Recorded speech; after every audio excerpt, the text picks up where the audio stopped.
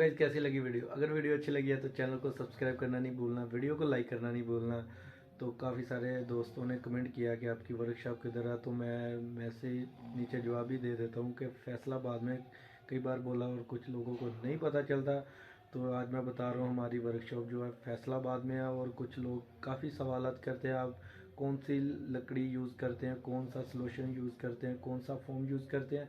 तो इंशाल्लाह ताला इसके ऊपर एक फुल व्लॉग बनाऊंगा मैं, जो कि आपने बहुत सारा मुझे प्यार दिया तो मेरा भी हक बनता है कि मैं आपको सारी जानकारी दूं।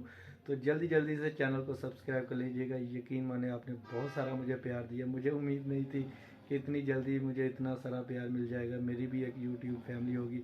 तो आप सबकी मोहब्बत का बहुत ज़्यादा शुक्रिया। मिलते हैं नेक्स्ट वीडियो में। बहुत सारा प्यार। अल्लाह हाफ़िज़।